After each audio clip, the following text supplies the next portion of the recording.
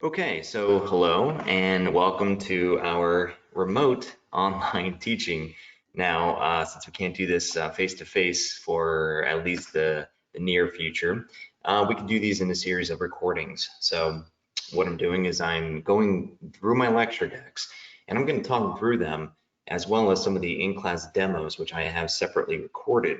And so what we'll do, I will make these obviously available to you and you can then access these, review them at your own leisure and at your own time, so that we don't have to necessarily start, for instance, at 8 a.m. in the morning.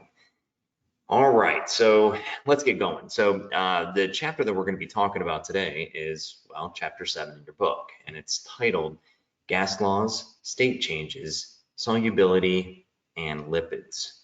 And so there's a lot of different things here. It's going to be a hodgepodge of all kinds of things. We're going to start with attractive forces, and then we're going to be talking about gases.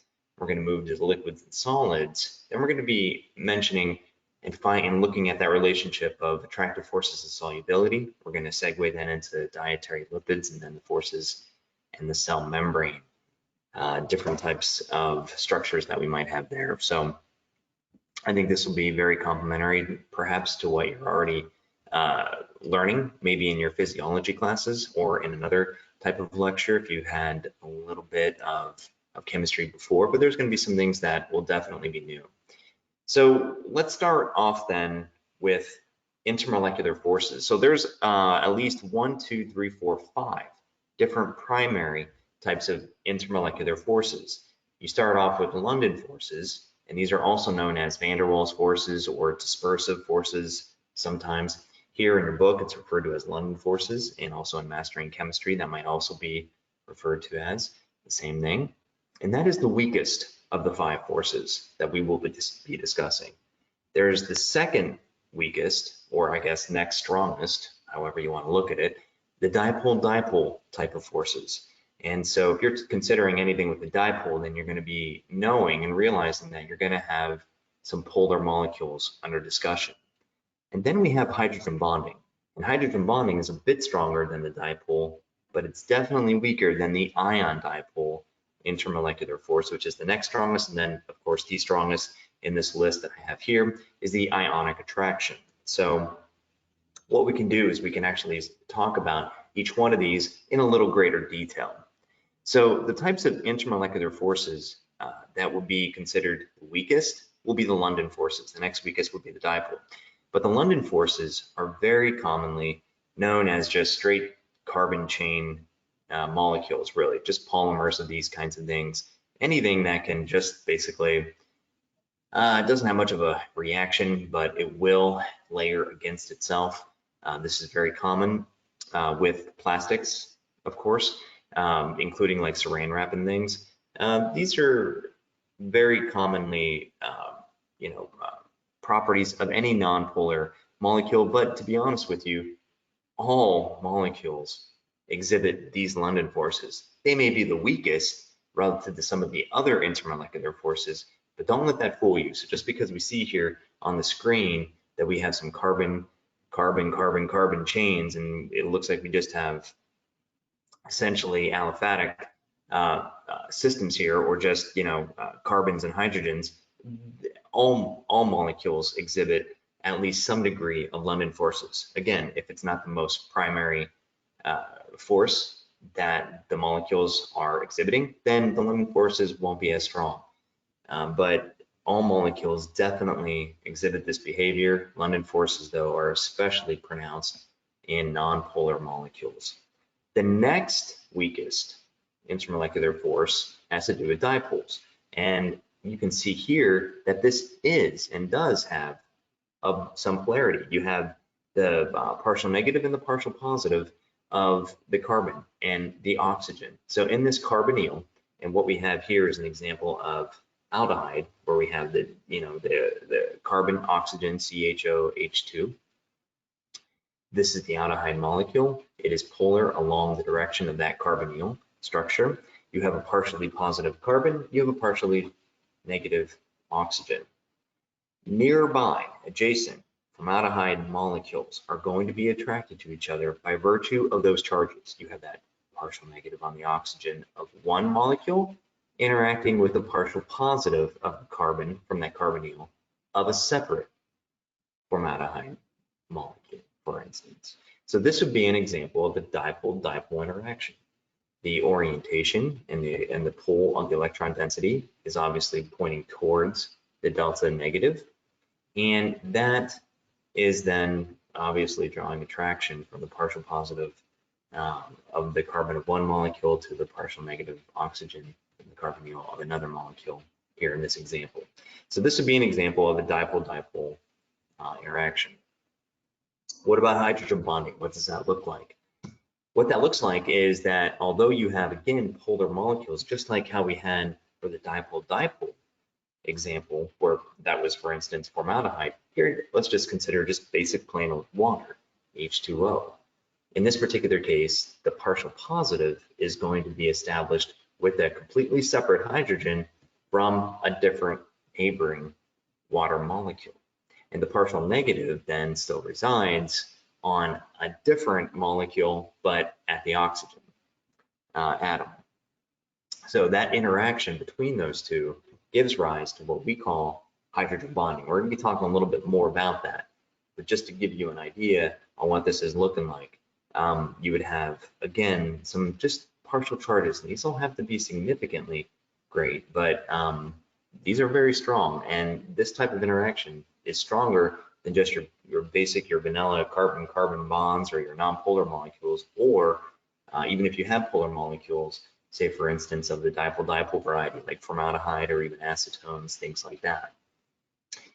The ion dipole is the next pronounced intermolecular force, and this one is a little bit stronger. So here we're actually talking about two different species.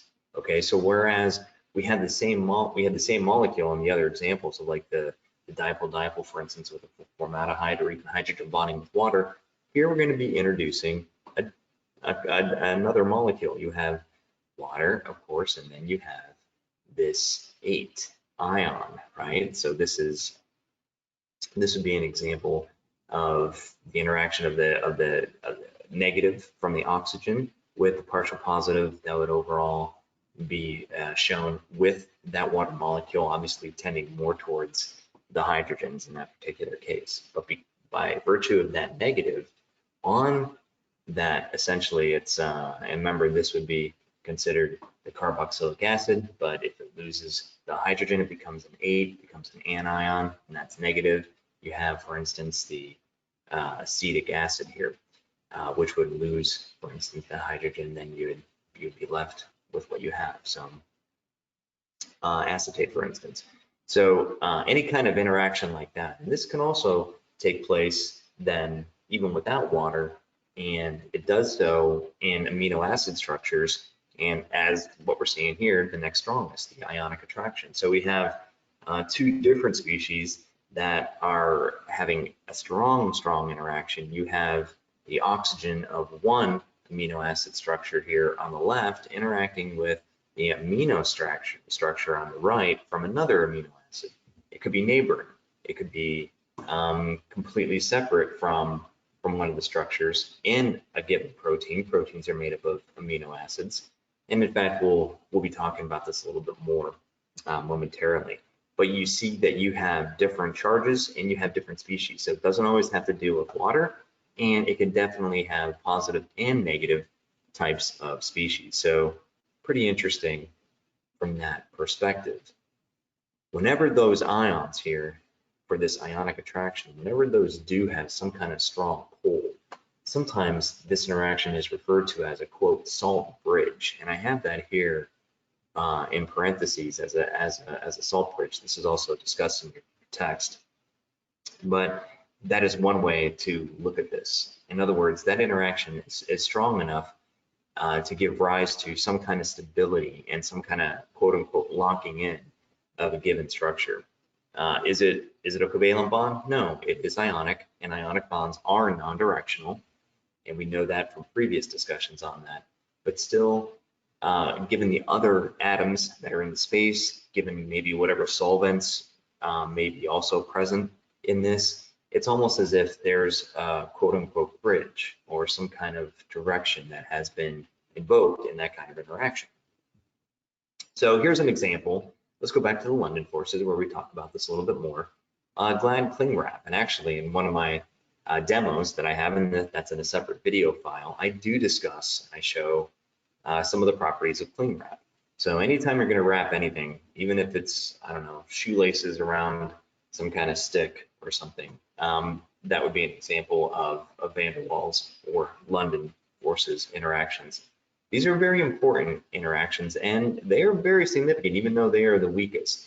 So for anybody who's ever tussled with cling wrap, trying to maybe, I don't know, heating up, say, a bowl of spaghetti or something, or eggs, or I don't know, anything in the microwave, you would probably cover that bowl with some cling wrap, and especially after it's gone through the microwave, it would tend to get pretty sticky. I think the plastic, as it wants to fold in on itself, especially if a little bit of moisture was made to contact some of that plastic. Anyway, this is one of the most common, again, intermolecular forces. Every molecule exhibits this. It just may not be the dominant intermolecular force, but in nonpolar materials, it definitely is the dominant force. And so just give you a little bit more examples of this, and you still have partial negatives and partial positives that develop. And this is whenever there's a momentary disturbance, quote unquote, here of electron cloud. And that can happen just due to normal temperature conditions, especially if you accelerate that or increase that, for instance, using a microwave or applying heat in some way. Of course, you could always cool that down too and put it on ice, and that would also alter things. Pressure can change that. And this is just one of those examples. So there might be some partial differences here in electron cloud density that give rise to tiny little micro polar regions, but these regions are not strong enough to give this an overall polar kind of effect. So just wanted to discuss that just a bit. So what about the dipole-dipole? So here we have a different example where you have some methyl groups. Okay, so this would be an example of a ketone, right? So you have the methyl groups on the left, and you have the methyl groups on the right, and you have the oxygen in the middle. So we know that this is a ketone. And we know that all of this has a decided interaction. We talked about aldehyde before, but there is a permanent dipole that does arise. So here in this particular case, with respect to acetone, for instance, you would have a very oriented permanent dipole of all of those different molecules that are in that solution. So, and you guys know probably the familiarity of acetone. If you ever open up a bottle of nail polish, right? That's one of the solvents that is typically used. Anything where you want evaporation to occur pretty rapidly so that the base material that was applied can set up, well, that would be an example. So the solvents that would be used, for instance, to preserve any kind of nail polish, which typically uses like some kind of either acrylic acid or polyacrylic acid, something that's going to be very sticky. As you know, carboxylic acids can be sticky, so that's one of the reasons why you can use those.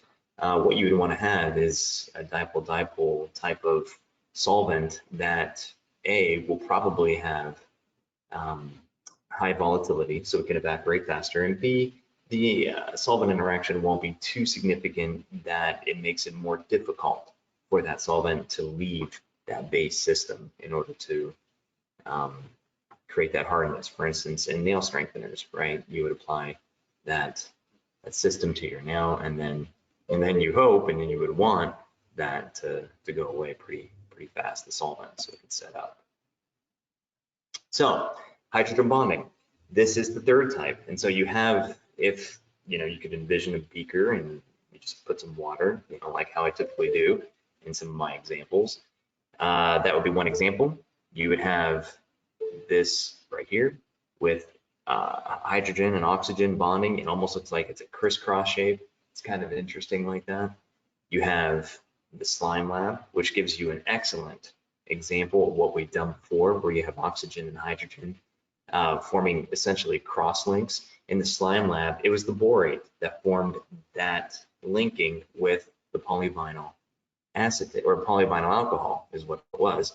And that was through the oxygen, right? And the hydrogen attached to the boron. So the boron was actually, well, it supplied the borate, and by virtue of that, you actually had oxygen and hydrogen, but then the neighboring hydrogen molecules from the actual polymer system was able to then invoke some hydrogen bonding with the oxygen from the borate. So this hydrogen here, that would be indicating that you would have bonding from the oxygen from the borate to the hydrogen of the polyvinyl alcohol.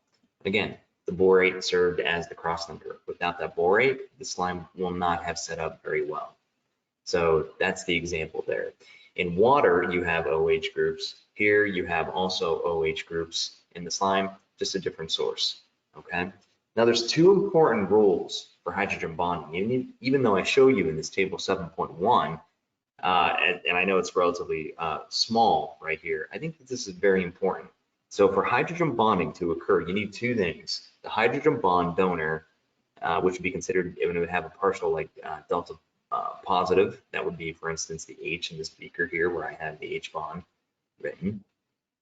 The description would be that a molecule with a hydrogen atom covalently bonded to an oxygen, nitrogen, or fluorine. So first of all, that's one of the requirements. You need oxygen, nitrogen, or fluorine. And so you must have a hydrogen donor, and then you must have a hydrogen acceptor. And so that molecule with a non-bonding pair of electrons on an oxygen, nitrogen, or fluorine would satisfy that requirement. So you need that non-bonding pair of electrons, okay?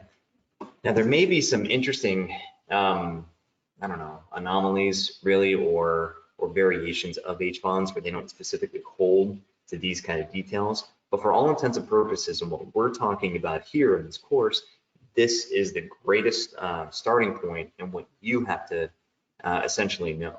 And even if there are outliers, you know, to these rules, maybe instead of having, you know, instead of a lone pair of electron for your hydrogen bond acceptor, maybe you just have a single electron. Maybe that in certain situations that might give rise to a hydrogen bond. For us and for what we're doing here and for just life in general, usually it's the lone pair of electrons that would be a good hydrogen bond acceptor, and not, for instance, just a single electron hanging out. Like, for instance, if it was a radical, radicals would not be participating in hydrogen bonding. They'd be trying to link up and trying to form some other kind of bond. And in fact, something probably more covalent than anything else. It doesn't have to, but that would be one of the examples. Okay, so you know you need the donor for H bonding. So hydrogen is definitely needed, and then you need that acceptor. Okay, so oxygen, nitrogen, or fluorine. So because hydrogen bonding is so important, I want to discuss this a little bit more. So here we're going to ask, where are the hydrogen bonds?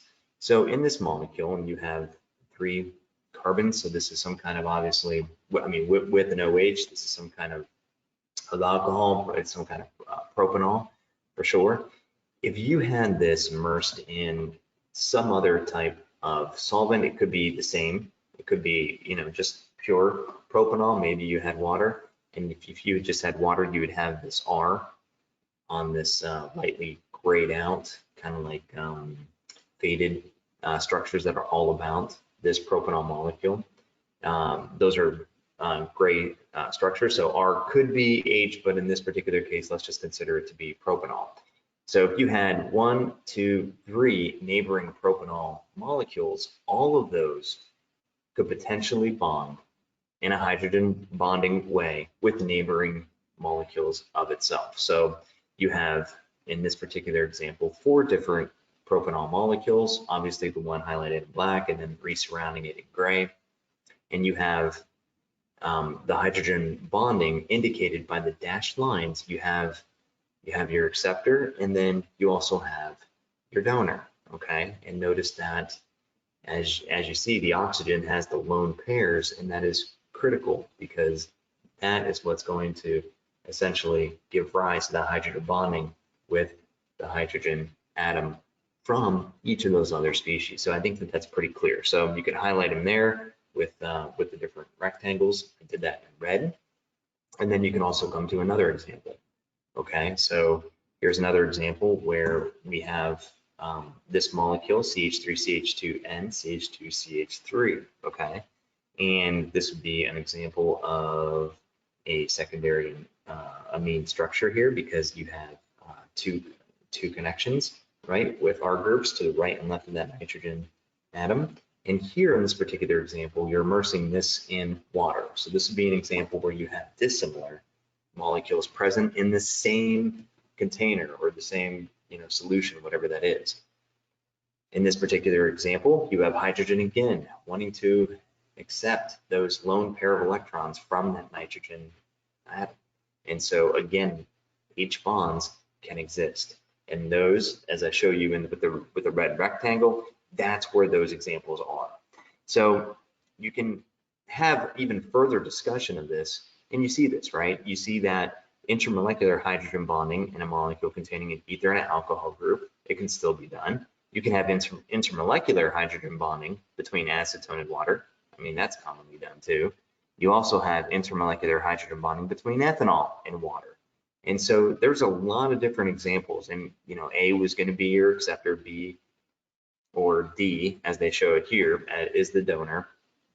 And so, the hydrogen is going to be attracted to the oxygen in each of these cases. So whether you have two separate molecules or more than that, obviously in this first example, you had 4 molecules all interacting together.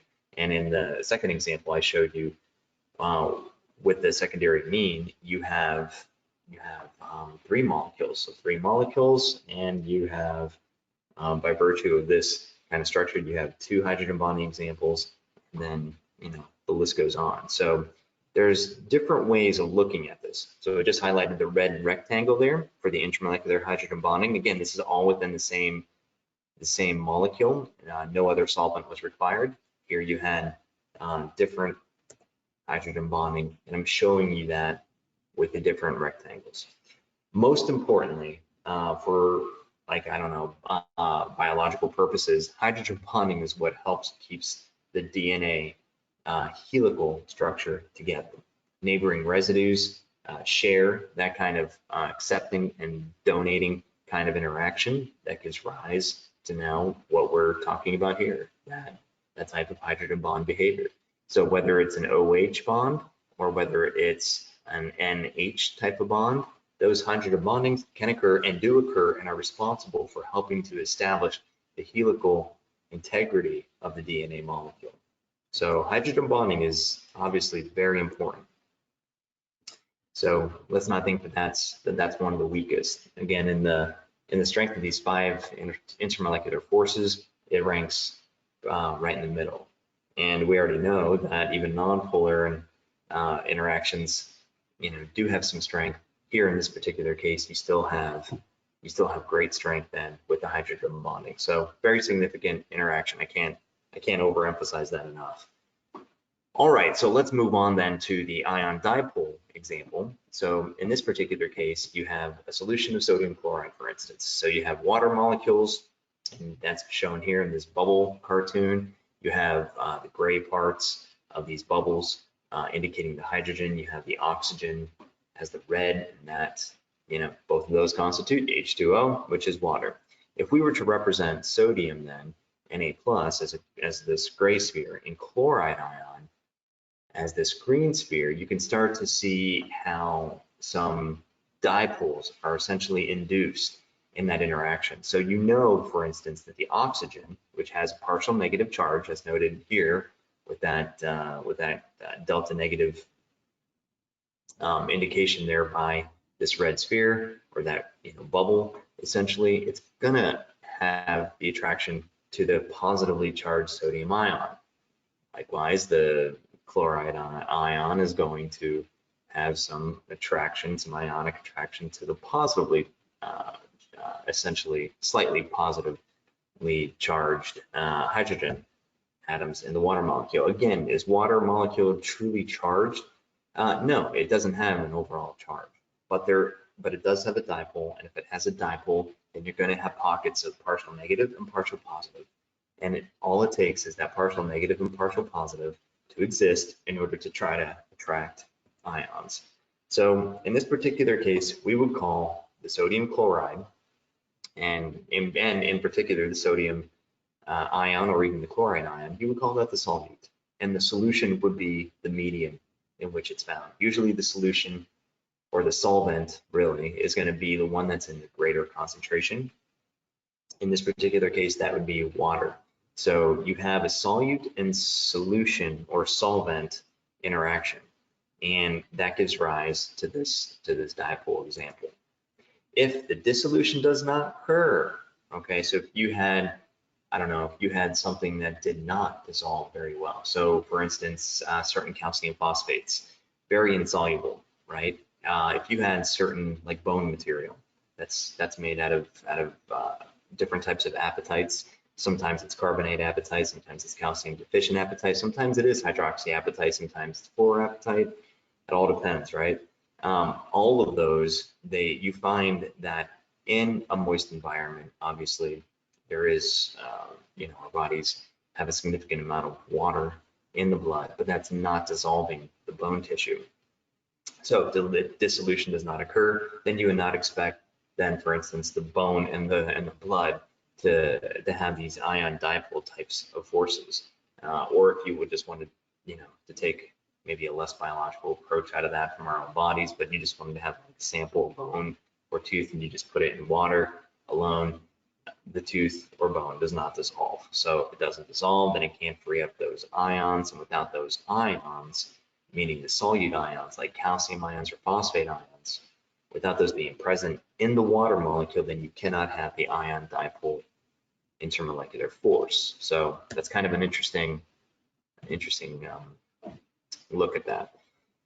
And then you have the salts and the salt bridges. So here, let's take a look at sodium chloride, copper sulfate, calcium fluoride. I mean, all of these are going to be good examples of having the strongest type of intermolecular force, which would be ionic attraction. You guys already know this. So sodium chloride, copper sulfate, calcium fluoride, those are ionic compounds. Those are not covalent compounds at all. And we know that by virtue of some of the electron negativity differences that we had discussed previously. So if they're ionic, then they're going to have non-directional bonding. In this particular case, though, whenever we show that there is an ionic bond or even a salt bridge, this would be an example of, again, two different ends of amino acids, of two separate different regions of maybe that protein molecule or maybe two neighboring proteins. Anyway, these would be an example of some salt bridges that would form, between this, for instance, this oxygen here of one amino acid and the nitrogen of the completely separate amino acid. Another example of salt bridges also occurs in oxygen transport proteins, for instance, with hemoglobin. So there's a lot of different ways of looking at that. So you have the carboxylate, you have the amine ion, all of those in the residues of the amino acids can and do participate in salt bridging. So how do you put this all together? Where are we at here? And if you were to look at a flow chart of forces, you could actually use this. And your book has this. I kind of like this example because it gives you a place to start and it gives you kind of a process to go through to say, okay, if everything has the London force or the dispersive forces by nature, then how do I know which one's dominant? Well, you can use this chart, right? So with nonpolar molecules, you already know that dominant force in a nonpolar environment is going to be the London forces, okay? If you are looking then at nonpolar molecules, so you ask the first question, then in this first topmost green box, is the compound polar? If you say no, then it defaults to the nonpolar environment, which has the dominant force as the London force. But if the compound is polar, then yes, then you move on and you say, okay, now I have a new checklist here. Okay, is hydrogen bonding possible? If not, then you immediately stop and you have a dipole-dipole type of intermolecular force that would give rise to the strongest type of force in that system. So this would be like, for instance, a solution of formaldehyde, or if you have a bunch of acetone, right? And if they cannot participate in the hydrogen bonding, boom, then you have the dipole-dipole interaction. If they can participate in hydrogen bonding, then we must ask another question. Is an ionic charge present? In other words, like, is there sodium chloride dissolved? Do we have sodium ions or chloride ions? If we don't, if there are no clear-cut ions that are present in solution, then you know that this is going to give rise to the hydrogen bonding as the dominant intermolecular force. But if there are presence of ions, then you are going to have to look at the next question, say, okay, you know, if there are charges present, then this is either an ion dipole interaction, and if it's not, then it's going to be no, or then if there are charges present, then you have ionic interaction. So those are just some of the examples that you could use in order to try to figure this out. So very interesting stuff. Maybe the checklist helps, maybe it doesn't, but that's just what we have there. Now, I did create these slides, and these are really important for looking at a very practical, real-time live demonstration of this. And I did this with I call this the power of attraction, but there is separate videos. There's a whole series of them, and you can review these, and you can look at the interaction of citric acid, acrylic acid, or sodium polyacrylate with water. And so this slide kind of goes through what to expect. You can revisit this at your own leisure, but it would be helpful for you to review those in-class demo videos. I still call them in-class demos, even though we are doing this virtually. This is what I would be doing, obviously, if I was there with you and facing you. So this is pretty interesting. And then whenever you would actually, there's like the end part of this, whenever we have the formulation with sodium polyacrylate and water, it actually forms a gel. It's kind of interesting. You can actually dissolve that gel by introducing some citric acid. And it's pretty interesting how it does it, because the citric acid kind of breaks up the type of linking behavior, kind of like how borate was with the polyvinyl alcohol in the slime lab. In this particular case, you're going to interrupt this nice gel or slime, you can even call it, using citric acid, because the proton from the citric acid, whenever it's evolved in water, citric acid in water will evolve out the citrate ion and obviously the protons, the H+, right, the cations, that actually serves to displace the sodium cation here that's present in the sodium polyacrylate. And when that happens, the acrylate species, starts to not have as much of a continuity in its structure, and it'll start to break down. So basically, as I mentioned before, citric acid, it's a great chelator, right? It's used as a great cleaning agent. It is a weak acid, and it is a carboxylic acid.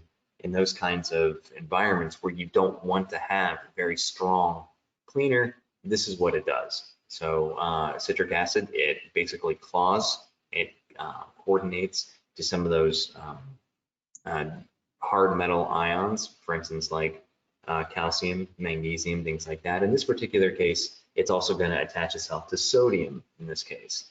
And so it's going to give rise to holding that basically captive. And in doing so, it helps to also disrupt that gel-like structure. So look at the videos. I think that this will be helpful. And then you could always let me know. You could write questions, and then if you have any questions about that, that would be fine. But I would probably be taking some quiz questions, some material, and I'll have that going probably through the ACE system for you. But just be on the lookout for that. And I'll also, of course, write to you guys about that. Now, an interesting aspect, and I'm kind of want to interject this a little bit. I know we haven't talked about viruses yet. We will towards the end of the semester, but let's talk about coronavirus attachment right now, because it is such a pressing thing. I mean, this is one of the reasons why we are essentially under a lockdown or quarantine, quote unquote, if you will. So it would be helpful to actually apply this kind of existing situation that we have to something that we're learning right now. And so recently these structures have been published, and the first group came out of Texas A&M. They were well prepared, very, very, very highly capable group down there. They were able to actually show what the structure of the coronavirus spike protein looks like, and they use cryo-electron microscopy in order to resolve this kind of structure. You see that this is one of the spike loci, glycoproteins here of the virus. And then you also have something else that is not part of the virus, but it's part of our body makeup, and it does reside within our cells and such. And this is the ACE2 structure. So it kind of looks like this pseudo X-like structure. And so why I'm showing you this is because this ACE2 structure, and then, again, this is the cryo-EM structure. This is involved in vasodilation. And vasodilation means relaxing of the vessels in order to have improved blood flow. And so ACE2 is very important. There's several different angiotensin molecules that are involved in the regulation of blood pressure. And we're not showing you the ones that cause the constriction, but here the ACE2 is involved in the vasodilation, not constriction. So this one is very important because they have identified, and this is another group actually then who published a couple weeks after the Texas A&M group, but they were able to further show additional evidence that this coronavirus spike protein actually interacts with the ACE2 system, basically, of our bodies. And in doing so, and when it does so, that can interrupt the vasodilation properties, right, indirectly. So if the virus can attach to the body and then, of course, hijack this AC2 structure, then there won't be this AC2 molecule then available for the assistance of the regulation of the relaxation of the blood vessels. So here in this cartoon where we have A and B, and this was taken out of their science report that was recently published. I mean, very, very rapid publications, but of course, this is a very important global phenomenon going on right now. And if you look at this, the yellow will be the spike protein, and then this like cyan, aquamarine kind of color, that will be the ACE2 from the upper right hand part of that ACE2 structure. This is where they're interacting, and so you would call that with respect and on that gold region of the coronavirus, you would call that the receptor binding domain, RBD, and you can see how these RBDs and the ACE2 and the PD is being shown in figure B here in this paper that I'm showing you. The PD would be the protease domain, and that would be from then the ACE2 structure. And so what you're looking at is the receptor binding domain of the virus interacting with the protease domain of the ACE2 molecule. Well, what happens, and you can even see here, this was Rapp and all from Science. This is the group out of Texas A&M. They were able to show that there's residues corresponding to the virus, and those are in red. And then you also have some binding sites here along the ACE2 molecule, and they're kind of showing you where that is. And so if we were to look at that even a little bit closer, you can actually tell that there's 3 regions here that give rise to the 3 different types, and they're all dominant, but it depends on where you're at whenever there's the binding between the virus and the AC2, and it all occurs through the amino acid residues. So you have actually 3 pockets. The first pocket, and I've kind of highlighted it here, is what they would consider to be an ionic bridge force, and that would be at the C terminus of these amino acid residues. So in the image directly below this boxed one, where I'm going to have some of these different shapes showing this interaction, it's just been rotated 180 degrees, but it's a cleaner version. You can see some of the red dash marks that are highlighted between, or that are actually drawn in at the beginning, middle, and end, if you will, or left, middle, right side, or right, left, middle, whichever your direction here that you're looking at this, of these 2 different interactions, right? So you either have ionic bridge-like forces because the ions are very clear, and you either have polar forces, and this will be more so in the middle. So this would be a little bit weaker than obviously than the ionic bridge, which is pretty much the most dominant. Then you also have the hydrogen bonding types of forces. And so all of those intermolecular forces are responsible in the attachment of the virus's binding domain, the receptor binding domain, to the protease domain of the AC2 molecule. Very interesting. And again, with these types of bonding, and you guys know now that the ionic salt bridges or ionic bridges, that's the most dominant. Polar is also very clear. I mean, there can be a nice interaction there. And what they mean probably by polar in this particular case is that you might have some dipole-dipole type of interactions. So that would be a little bit weaker than the H bond, but the H bonding is very pronounced, and that would be at the N terminus. So you have plenty of strong intermolecular interactions occurring, which is locking down the virus to these ACE2 residues. And with good attachment, especially if it's binding with the AC2 residues, this could be one of the reasons then where those especially susceptible to hypertension, they also have diabetes and just full-blown CVD, coronary, heart disease and stuff. You have all of that. Those are the patients. Those are the people, if you will, they're going to be most susceptible to the virus's negative effects. So if the virus is limiting the ability of the AC2 to be able to relax the blood vessels, well, that's going to give rise to potentially some morbidity and maybe some mortality related issues. So this is why this has been, I think, a big deal, and this is why this is why the lockdowns are in place. Okay, so for the next 10 minutes or so, I want to introduce gas laws, because that's the next part of the chapter. So the thing about the gas laws, we can break these up into Boyle's law and Charles' law, and then you have a combined gas law. And what I'm going to do is I am going to do that. Here in these slides, you'll be able to take a good example of this. But just know that this all stems from and it can give rise to the ideal gas law, PV equals nRT. And so maybe some of you have heard of this before. Maybe you're a little familiar with it, maybe you're not.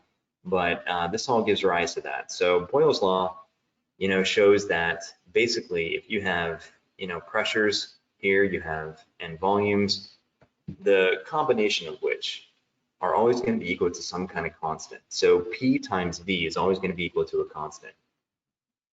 That means that they're going to have an inverse relationship. If you can imagine P times V equals a constant, let's just call it R or something, then you know that if you were to isolate P or V on one side of the equation, you'd have to divide by the other. So, I mean, that's just how that goes. So P will be indirectly related to V. And then you actually have Charles' law, where you have, okay, temperature and volume are related. And in this particular case, you have, again, T times V. And so where you have P, it's constant. Gay-Lussac's gas law, P times T and V is constant. All of these go to this combined gas law. You can have this in the process of trying to do some of your calculations, maybe for mastering chem or maybe for in an exam combination. But oftentimes, and I would do this for you, I would be able to give you these laws, and then you'd be able to apply them as you would need. So these are things that you can probably memorize, but you don't necessarily have to. You can just use these as tools. Okay. So the ideal gas law is given there, where you have P times V. Again, P is pressure, V is volume, N is the number of molecules that you're talking about, R is a gas constant, and T is temperature. So, typically that's 8.314 joules per Kelvin mole. So but there are other units of the R value, and that's just part of it. So although that we're going to be talking about gases, these laws, to a reasonable approximation, can be applied to more condensed systems like liquids and perhaps some solids. There's obviously some correctional factors, and I think we discussed that previously, but those correction factors we're not going to worry about them too much here at all. So I do have another in-class demo, I'm calling it, some kind of video where I demonstrate the Boyle's law principle using a balloon. So I would definitely review that separately. And again, that will be provided to you as a separate link. But here you have, in this particular case, with respect to the body, and you can view our lungs as a closed system, sort of like a balloon. And that's one of the reasons why I wanted to do this corresponding video with the balloons so that you could see this. But with respect to the closed systems, and everything is going to be with respect to a closed system. What do I mean by that? I mean that you have two ends that are going to be essentially pinched off or sealed, so that you can't just have air just rushing in or out and you go to a final state. So for instance, our lungs, just because we have so much air out here in the atmosphere, if we take a giant breath, right, that doesn't continue to go and our lungs continue to expand and all of a sudden go to bursting and then do burst. Or it's not like we're trying to blow up a balloon but we don't seal the end of it and we just let it go and all the air that was in there just kind of rushes out and stays out, and then all of a sudden you have a deflated balloon. Those would be examples of open systems. So what we're talking about, like in the video, is if you were to blow up a balloon, then you would pinch it shut. And pinching it shut then makes everything else make sense. This makes sense with a constant P or constant V or even constant temperature, just things like this. But you can't do this with a system that is free to just go with the wind, if you will. So in this particular case, you have a slide and where, well, this is just the image where you have a rib cage expanding, and whenever you're breathing in, the inhalation, this inhalation process forces the diaphragm to contract. Okay, so the neck gets pushed down a bit, the volume of chest cavity increases, and it raises pressure in the lungs. Now, whenever you exhale, it's the opposite. Diaphragm relaxes and moves up in the direction of where your heart is. It just moves up. Your lungs then compress a bit, your rib muscles relax, and air comes out of the lungs. So pretty simple process there. Here again, what is going to be known as standard pressure? Standard pressure is always 1 atmosphere, okay, or 14.7 pounds per square inch. And there's other measurements of pressure, right? You have millimeter mercury, you have torr, you have bars, you have all these other things. These are all related. These are constants you can find in your book. You would never be responsible for knowing these offhand, but if you use them a lot, it just becomes second nature. And for atmospheric pressure then, we are always subjected to 1 atmosphere at essentially sea level surface, okay? So even our body, even our persons walking around, we're always exposed to 1 atmosphere of just natural gravitational pressure at the Earth's surface. As we descend closer to the core of the Earth, the pressure will increase. We'll talk about that in a moment. But here in this particular instance, you're seeing this, and if you have any kind of barometric device, I have one on my desk, and where it's open to the atmosphere, and it's flexible then to the different pressure systems that come in due to the weather changes. And as long as one side's up, or open, I should say, to the atmosphere, then it's going to be able to be subject to the pressure changes that are just natural with respect to high and low pressure systems. So the millimeter mercury in this particular case, or whatever fluid that there is, that is going to be subject to whatever pressure that a given weather pattern or the distance from where you are at sea level relative to closer to the core of the Earth, or even as you go further away in the atmosphere, right? Like even if you're in outer space, obviously there's not much pressure then holding anybody in place, and so things can orbit pretty well. So here, 760 millimeter mercury is also equivalent to 1 atmosphere, and again, you also have this 14.7 pounds per square inch. So if you have any kind of pressure of the atmosphere just naturally pushing down on that fluid, if the pressure is going to be increased, then you're going to have more fluid that's going to flow up from this dish, which is open, right, to the environment. There's no cap on that, so it can be subject to pressure changes. Then the fluid can fill up this cylinder. Okay, you can make that cylinder, big or small, and you can introduce different geometric shapes if you want to have some fun with it. In this particular case, they're just being very clear. They're saying this is 760 millimeters, and that's a distance. And they have established that versus mercury, which is a liquid at room temperature. And that had given rise to the standard 1 atm pressure. So that is that. And then let's just talk about pressure as constant and then temperature and volume changing. Here at Charles' law, this just shows that if you had a closed system, in this particular case, the closed systems would be a balloon. And if you were to inflate that balloon and then put it into a cooler that is massively cool down, you might even have some like dry ice in there, maybe even some liquid nitrogen. Probably wouldn't be having this in this type of cooler, but dry ice could do that. It will actually shrivel. And so at constant pressure, because there was a constant pressure all around, right, with respect to the air molecules in that balloon, whenever the temperature was then lowered, which would be in the case of a cooler, if it had dry ice in it and stuff, then the volume of that balloon will obviously contract. The gas particles, although there are the same number of gas particles, they are not moving around with as much vitality as they were at room temperature, for instance. So everything starts to slow down. And as they slow down, the volume then contracts in response to the cooler temperatures.